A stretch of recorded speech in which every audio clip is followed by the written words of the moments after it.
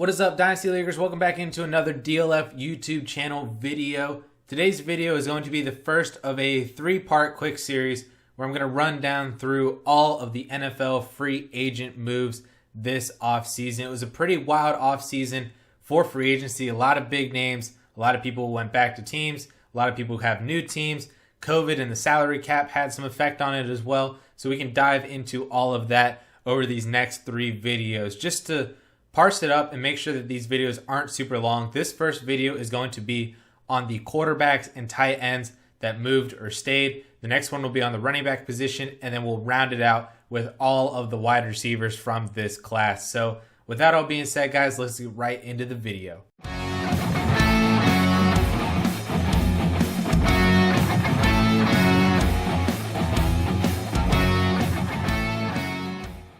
So we can start it off real quick and easy with the quarterback position. There weren't a lot of big names, but there were some moves that will affect the NFL season in 2021 and fantasy football.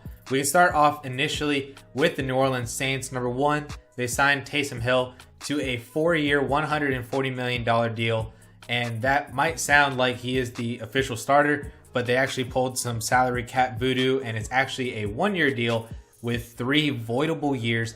That really just works to lower Taysom Hill's cap hit for 2021 and beyond, because he had like this insane cap hit of like $16 million, and they're not committing to him as their starter. Similarly, they also signed Jameis Winston to a 1-year, $5.5 million deal with incentives as well. So that dynamic is going to be really interesting because Sean Payton has come out and said that it is going to be a quarterback competition between Hill and Winston all summer. Sean Payton really likes him some Taysom Hill, but I don't know if he likes him some starter Taysom Hill, and he likes to use him in those wacky, gadgety ways that he had with Drew Brees. And so with Brees gone, I think it's going to end up being Jameis Winston as the starter, with Hill remaining in his role that he did play before Drew Brees got hurt. And then I guess if something were to happen with Jameis Winston, maybe he ends up throwing 30 interceptions again and getting benched. I could see Taysom Hill coming in at some point to start a game in 2021, but that'll remain to be seen and worked out throughout the rest of the summer. So we'll really have to keep an eye on how that situation plays out.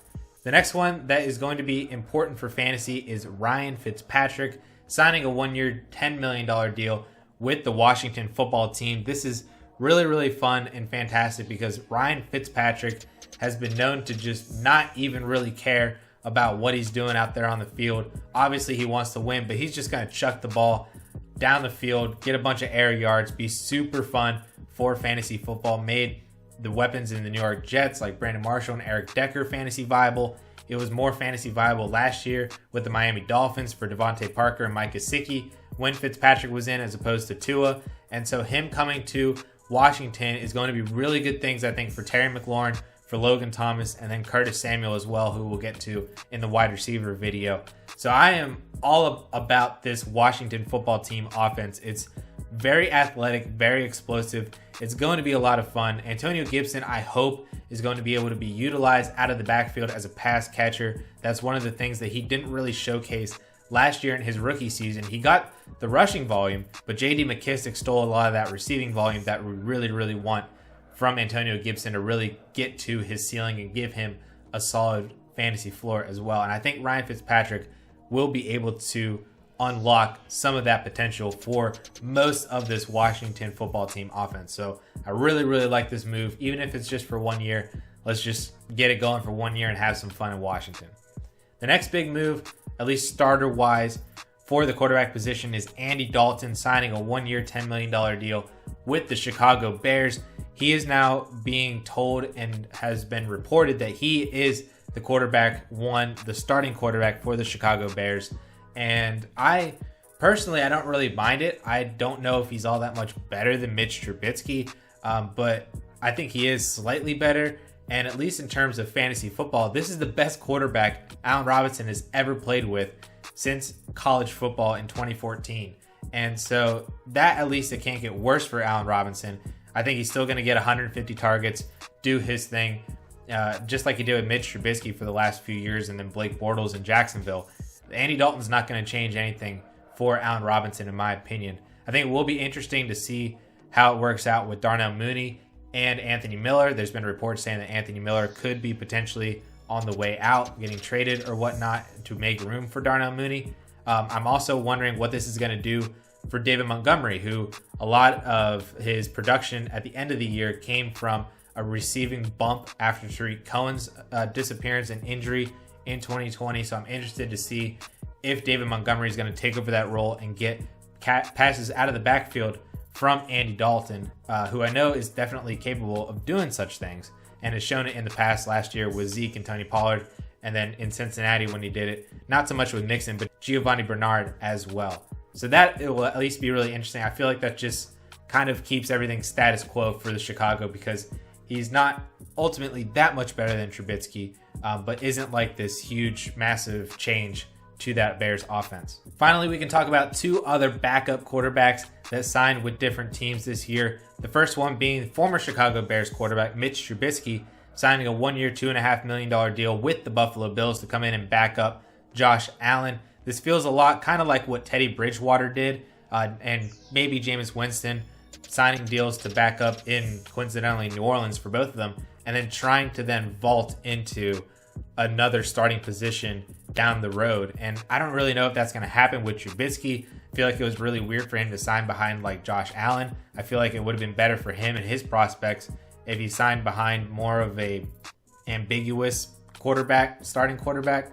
Maybe that was at least the best offer he got, or he just wants to try and have fun with a good NFL team and learn from Josh Allen and learn that offense and just kind of move on from there and see what happens in 2022.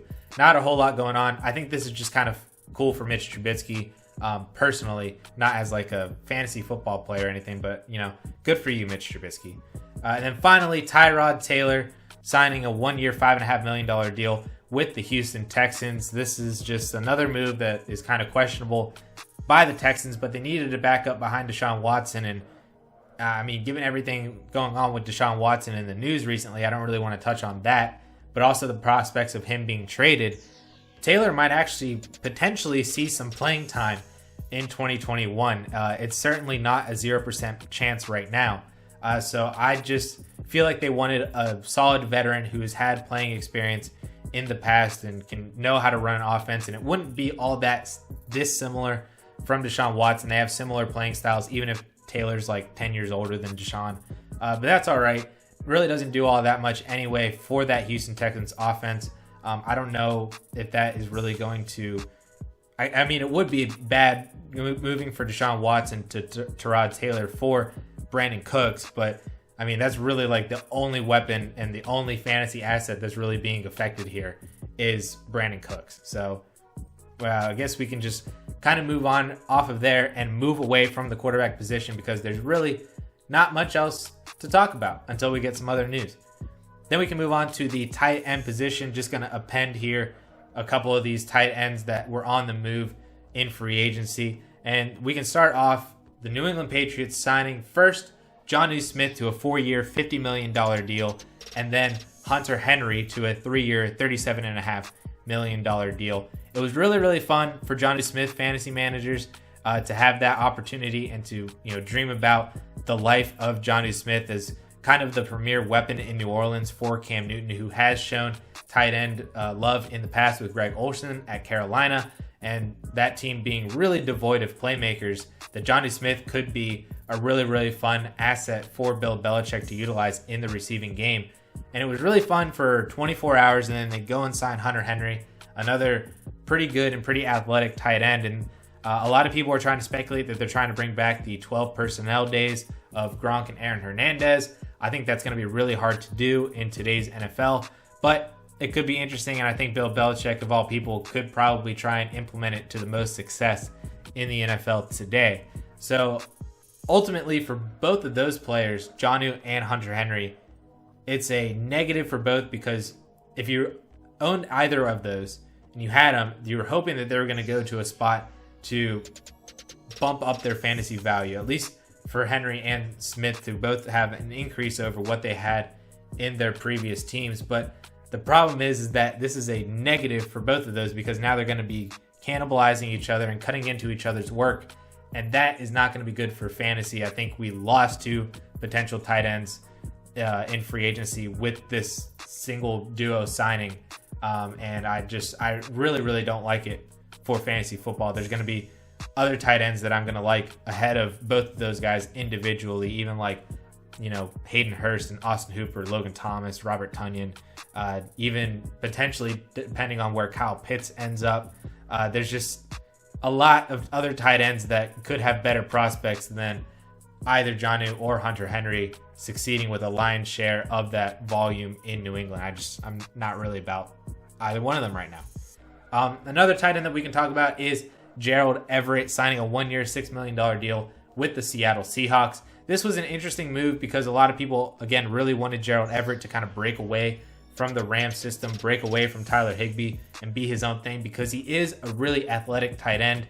And it would have been nice to see him get some volume and an opportunity with a new team. So he goes and signs with the Seattle Seahawks with Russell Wilson, a team and a quarterback that has utilized the tight end position previously. Will Disley had some success. Jacob Hollister had some success.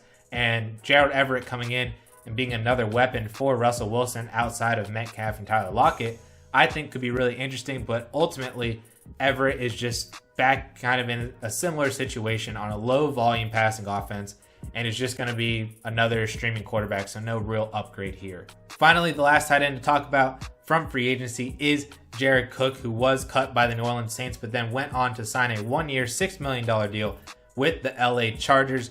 I think this one is really interesting. It's kind of a Hunter Henry replacement.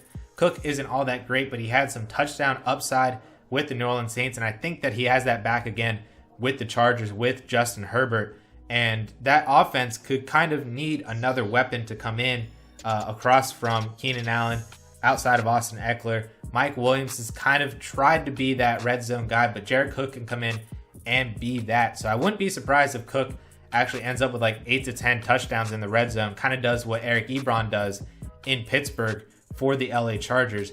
Not ultimately like a fantastic asset, but I wouldn't be surprised if he ends out the year as like a back-end tight end one who is more streamable than not and just kind of an okay fantasy option if you missed out on a lot of the other bigger names at the top and some of the other breakout candidates at the ends of your, at the end of that list. So if you have Jared Cook, I think you just kind of ride this one out with the Chargers, see what you got, maybe try to trade him in season when he actually produces. But I guess you really just have to hold on to him as of right now. That's going to do it for today's video on the free agency. It was a really quick one, but like I said, I don't really want to make these super long and talk about all of these different players in really one long video. So I hit on the quarterbacks and the tight ends today. Like I said earlier, the next video is going to be on the running back position and then closing out at the wide receiver position as well. So with that all being said, guys, please, if you're not already, like and subscribe to the DLF YouTube channel. Ring that notification so that'll be notified every single time that we drop a new YouTube video with more Dynasty content, reactions to NFL news like we did last week with the Miami Dolphins trades, with the Niners, with the Eagles, some crazy NFL draft mix-ups, more trade shows, Mannequin Show, Commissioner Chronicles, rookie content, all of that coming your way leading up to the NFL draft and into the 2021 summer. So it's going to be a really fun and awesome info-packed summer all year long. So thank you guys so much for sticking with us, and we will catch y'all later.